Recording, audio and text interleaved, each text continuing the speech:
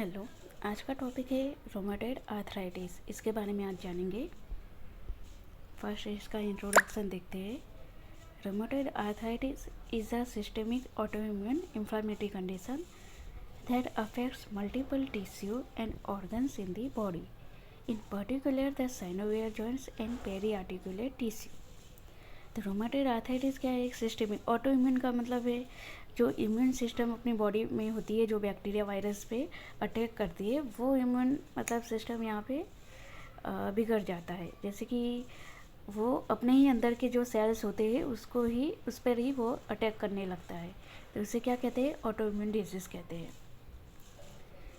और ये inflammatory condition है, आपको इन्फ्लामेशन देखने को मिलेगा जॉइंट एंड दूसरे जो टिश्यू होते हैं वहाँ पर। ठीक है। It is the most common of the inflammatory joint disease. ठीक है, ये इन्फ्लामेटरी जॉइंट डिजीज़ है। आपको इन्फ्लामेशन, जब ये डिजीज़ का शुरुआत होगी तो आप देखोगे कि उसमें इन्फ्लामेशन देखने को मिलता है। इसका इथियोलॉजी देखते हैं। Women are affected more than man in the proportion of 3:1। देखो, ये रोमेटॉइड आर्थराइटिस आरए जो है वो वुमेन को ज़्यादा अफेक्ट करता है। कितना? 3:1 है। 3 गुना ज़्यादा वुमेन में होता है मैन के कंपैरिजन में। और इसका ऑनसेट कब ये देखना, ये डिजीज़ कब स्टार्ट होती है? देखो, 20 ईयर्स से 55 ईयर्स ऑफ एज ग्रुप में। ऐसा कह सकते हैं कि यंगर एज ग्रुप से 55 ईयर्स एज ग्रुप तक ये देखने को मिलता है। इसके कॉजेज़ देखते हैं। The cause is unknown but is related to autoimmune system. मैंने कहा जो अपनी अंदर की बॉडी की इम्यून सिस्टम है ना, वही बिगड़ जाती है। मतलब वो खुद ही के अंदर के सेल्स पे वो खुद ही अटैक करने लगता है, जिसकी वजह से क्या, पूरा बॉडी के सिस्टम प्रॉपर जो वायरस और बैक्टीरिया से लड़ना चाहिए वो नहीं लड़ पाता और खुद के ही सिस्टम पे अटैक करने लगता है। Infection from diphtheria and mycoplasma or from the viruses of rubella, herpes zoster and Epstein Barr virus. देखो, कई बार इन्फेक्शन जो होते हैं या बैक्टीरिया का हो या वायरस से हो, उसकी वजह से भी आरए मतलब देखने को मिलता है। रोमेटॉइड आर्थराइटिस एक इन्फेक्शन वाला कॉज भी होता है जिसकी वजह से आरए हो जाता है। ठीक है। ज़्यादातर केसेस में आरए जो होता है उसका अननोन कॉज होता है, उसमें कोई रीज़न पता नहीं चलता और आरए डिजीज़ स्टार्ट हो जाता है। वो डिस्टल जॉइंट से, मतलब जैसे कि छोटे स्मॉल जॉइंट होते हैं, जैसे कि हैंड हो गया, फिंगर हो गया, फुट हो गया, वहाँ से वो डिजीज़ स्टार्ट होगा, वो हम देखेंगे। आरए इज पैथोलॉजी देखते हैं। RA is generalised disorder of the connective tissue that affecting articular and extra articular structures. Articular यानी बोन से रिलेटेड हो उसे आर्टिकुलर कहते हैं। एक्स्ट्रा आर्टिकुलर यानी जैसे कि वेसल्स हो गए, सॉफ्ट टिश्यू हो गया, तो उसे एक्स्ट्रा आर्टिकुलर कहेंगे। तो ये दोनों स्ट्रक्चर को क्या करता है? अफेक्ट करता है। आर्टिकुलर चेंजेस देखते हैं कि आर्टिकुलर चेंजेस में क्या होगा। The first joint structures affected is the synovial membrane which become inflamed and congested with blood. देखो, फर्स्ट स्ट्रक्चर जो होता है ना, साइनोवियल मेम्ब्रेन होती है, वो पहले अफेक्ट होगी। वो क्या होगी? इन्फ्लाम हो जाएगी। ठीक है। और कंजेस्टेड विद ब्लड, मतलब वो जो ब्लड होता है उससे, मतलब उसमें भी स्वेलिंग देखने को मिलेगा, जिसे क्या कहते हैं? सिकुड़ जाएगा, कंजेस्टेड, कड़क हो जाएगा वो। ठीक है। तो ये होगा पहला जो स्ट्रक्चर है, याद रखना है, साइनोवियल मेम्ब्रेन है, उसको अफेक्ट करता है। There are usually periods of exacerbation and remission. इसमें क्या होगा, जब ये डिजीज़ की स्टार्ट होगा तो वो अचानक ही बढ़ जाएगा, फिर एक बार गायब हो जाता है, फिर अचानक ही बढ़ने लगता है, फिर वो रिमिशन का मतलब है स्टॉप हो जाता है। तो इस तरह ये पीरियड मतलब अल्टरनेट चलता रहता है। अडेशन में फॉर्म रिस्ट्रिक्टेड जॉइंट मोबिलिटी। अडेशन जब फॉर्म होगा तो वो क्या करता है? सबको पता है, अडेशन फॉर्म होगा तो वो जॉइंट की मोबिलिटी को क्या करेगा? रिस्ट्रिक्ट करेगा। इन्फ्लामेटरी चेंजेस ऑल्सो अकर इन टेंडन सीट। टेंडन सीट जो होता है वहाँ पे भी आपको इन्फ्लामेशन देखने को मिलेगा। Non articular changes. Non articular में ये सब चेंजेस जब जॉइंट में चलने लगेगी तो पेशेंट क्या होगा? जल्दी फटीग हो जाता है। रोमेटॉइड नोड्यूल्स देखने को मिलेंगे। जो जॉइंट होते हैं वहाँ पे क्या आपको रोमेटॉइड नोड्यूल्स देखने को मिलेंगे। ये मेनली फुट में और मेनली ये अपने एल्बो में और हैंड में देखने को मिलता है। एट्रोफी ऑफ मसल्स, मसल जो होंगे वो वास्टिंग हो जाएगा। मसल वास्टिंग होगा तो क्या होगा, मसल भी वीक हो जाएंगे। अब क्लिनिकल फीचर देखते हैं कि क्या साइन एंड सिम्टम्स देखने को मिलता है। There is generally a symmetrical peripheral polyarthritis. इसमें क्या होगा, सिमेट्रिकल यानी दोनों साइड देखने को मिलता है। देखो आर की सबसे बड़ी यही पहचान है कि ये एक जॉइंट में मतलब राइट में हुआ ऐसा नहीं, राइट लेफ्ट दोनों साइड होगा। और पेरिफेरल जितने भी पेरिफेरल जॉइंट्स है जैसे कि हैंड हो गया, रिस्ट हो गया, ये एल्बो हो गया, तो उन सब में ये क्या होगा, वहाँ पे आर्थराइटिस चेंजेस की शुरुआत हो जाएगी। ठीक है, पॉली आर्थराइटिस कहते हैं उसे। Early involve hand and wrist joint. ठीक है, सबसे पहले क्या होगा, हैंड एंड रिस्ट जॉइंट को इन्वॉल्व करेगा। जैसे कि DIP जॉइंट हो गया, PIP जॉइंट हो गया, IP जॉइंट हो गया, फिर मेटाकार्पल्स हो गए, उन सब जॉइंट में देखने को मिलेगा। फिर रिस्ट जॉइंट में आएगा, फिर एल्बो में देखने को मिलेगा। इस तरह the cervical spine, elbow, knee, ankle and MTP metatarsophalangeal joint are often affected. ठीक है, ये सारे जॉइंट अफेक्ट होंगे। मेन फीचर क्या है, आगे का पेन होगा, टेंडरनेस होगा, swelling, warmth over the joint, loss of movement, muscle atrophy and deformity. ठीक है, ये हम डिटेल में देखेंगे आगे। तो ये इसके मेन फीचर है, ये देखते हैं। पेन कैसा होगा, शार्प होगा। ठीक है, sharp and dull edge type का पेन देखने को मिलता है। This is sharp present at rest and readily accelerated by movement. Sharp मतलब कैसा, मतलब एक डल एच टाइप का ये पेन होता है। और कब प्रेजेंट होगा, रेस्ट करोगे तब ये अर्ली मॉर्निंग में देखने को मिलेगा। उसके बाद जैसे मूवमेंट करते हैं वैसे वैसे ये बढ़ता जाता है। ठीक है, टेंडरनेस देखने को मिलेगी। This can be present over affected joints and can be aggravated by pressure of clothes और बेड क्लॉथ्स। इसमें क्या होगा कि थोड़ा भी इस पर प्रेशर जहाँ पे अफेक्ट हुआ है, ठीक है, जो जॉइंट अफेक्ट किया है वहाँ पे मतलब थोड़ा भी प्रेशर पड़ेगा ना तो वो पेन अग्रावेट हो जाता है। इतना सीवियर टाइप का वो पेन होता है। स्वेलिंग देखने को मिलेगी। During an acute phase there is swelling is fluid but at the disease progresses there is synovial membrane and other soft tissue become thickened so that the joints appear enlarged। देखो पहले जो phase होगा swelling क्या होगा, एक fluid type का ही होगा, normal, मतलब ऐसे आप टच करोगे तो एकदम वो मतलब सॉफ्ट जैसा लगेगा। पर जैसे ही डिजीज़ प्रोग्रेस होगी तो उसमें साइनोवियल मेम्ब्रेन जो होता है वो क्या होता है, थिक हो जाता है। ठीक है, सॉफ्ट टिश्यू और साइनोवियल मेम्ब्रेन थिक हो जाएगा। थिक होने की वजह से क्या होगा, रिजिड जैसा स्ट्रक्चर हो जाएगा, रिजिड हो जाएगा, सॉफ्ट नहीं रहेगा। और उसकी वजह से क्या होगा, जॉइंट जो होगा वो एनलार्ज दिखने लगेंगे। Warmth over the joints. देखो the skin over the affected joint is warm. देखो इन्फ्लामेटरी चेंजेस होगा तो वहाँ पे थोड़ा वहाँ का टेम्परेचर इंक्रीज हो ही जाता है। Loss of movement, this is initially due to pain but it can become permanent as the swelling become fibrose and the erosion of the joints surfaces leads to ankylose. देखो पहले क्या होगा, initially जब ये डिजीज़ की start होगा ना तो सिर्फ पेन लगेगा कि पेन हो रहा है। तो उसकी वजह से क्या होगी, आप मूवमेंट नहीं करते हो, मूवमेंट नहीं करोगे।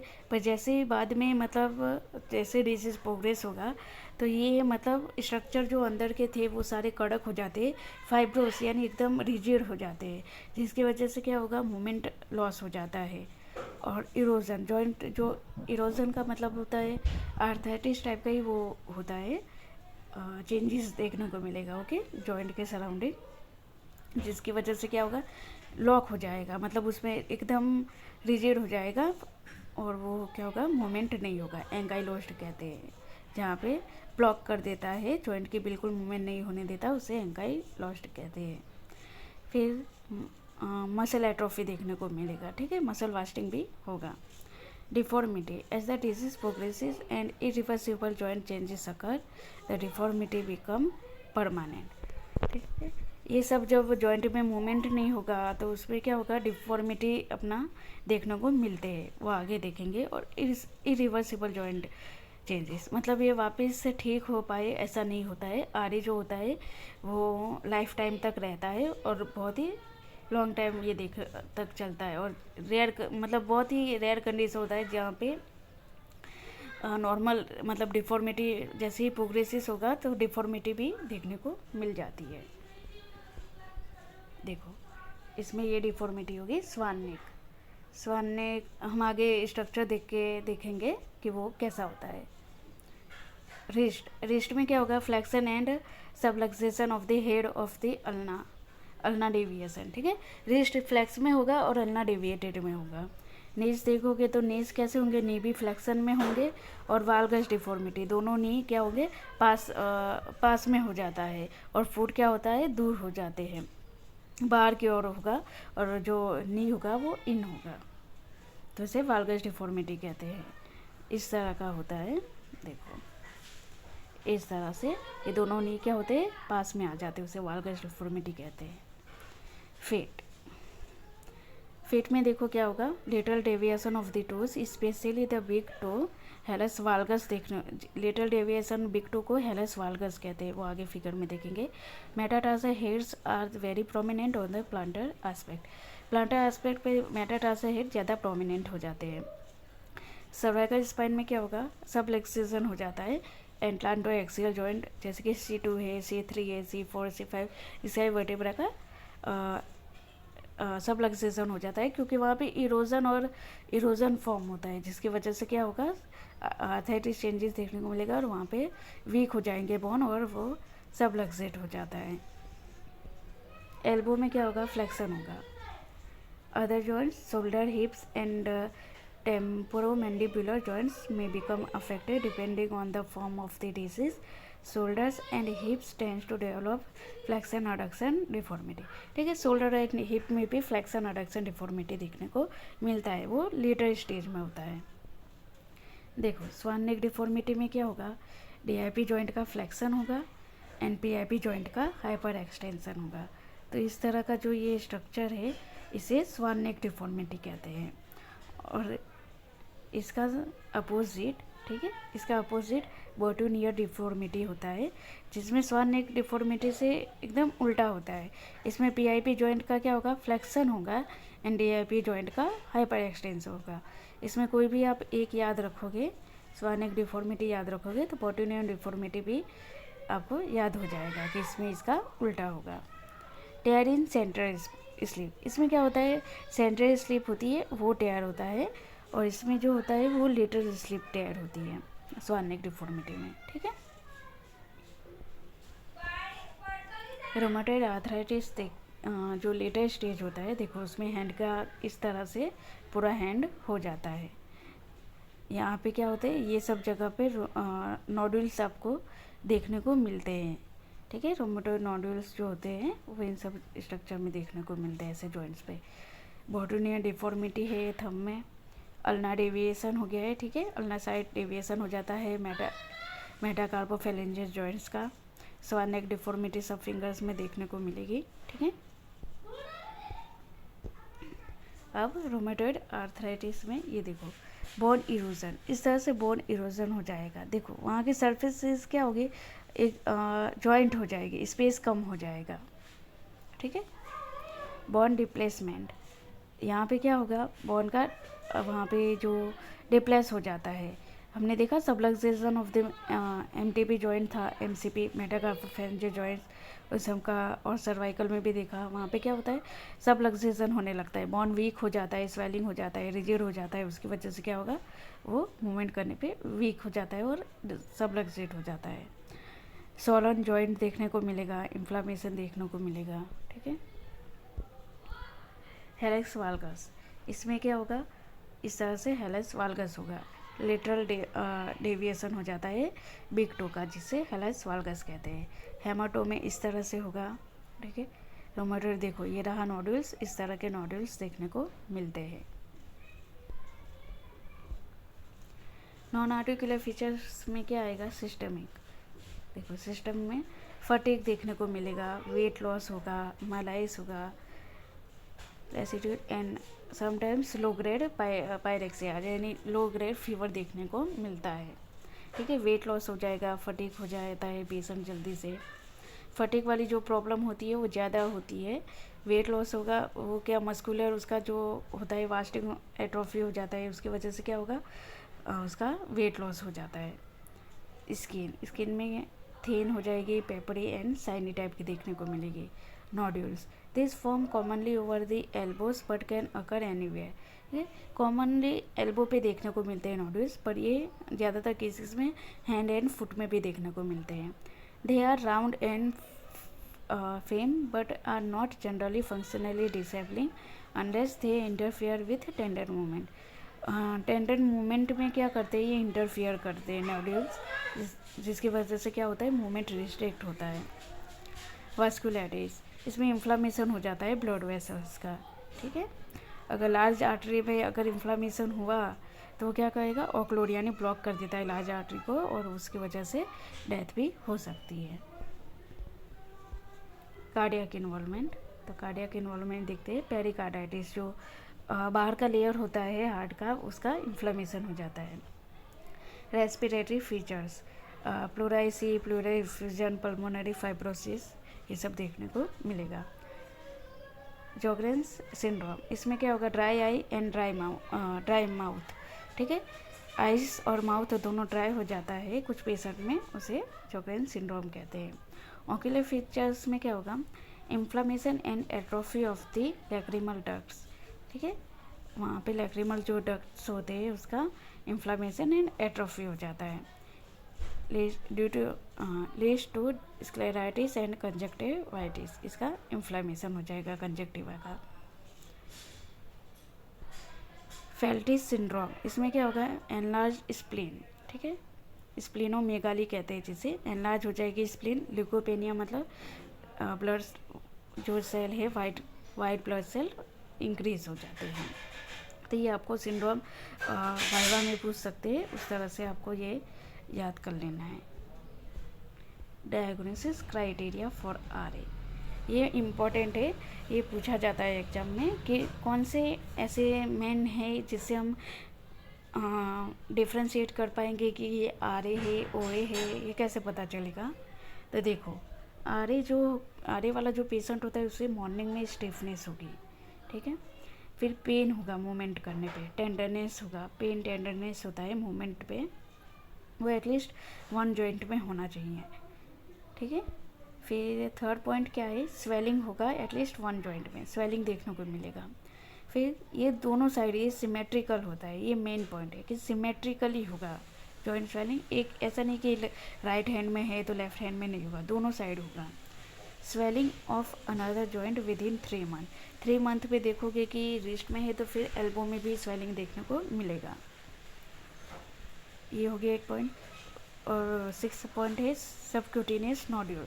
हमने देखा रूमेटॉइड नोड्यूल्स जो देखने को मिलते हैं वो भी इसका मेन फैक्टर रहेगा। और एक है आरए फैक्टर जो होता है वो पॉजिटिव देखने को मिलता है, जब टेस्ट करते हैं तो इसमें आरए फैक्टर पॉजिटिव देखने को मिलता है। ऐसा नहीं है कि आरए फैक्टर पॉजिटिव ही रहता है, कई बार आरए फैक्टर जो होता है मतलब 1 साल से आरए है तो भी जब टेस्ट करवाते हैं तो ऐसा भी पॉसिबिलिटी होती है कि आरए फैक्टर नेगेटिव आता है, पर पेशेंट को आरए डिजीज़ होता है। ठीक है, this 7 criteria of RA defined has 5 criteria present. अगर इन सब क्राइटेरिया में से ऊपर 7 है, उसमें से अगर 5 प्रेजेंट है उसका मतलब पेशेंट को आरए है। ओके, ठीक है, तो ये आरए था। Okay, thank you.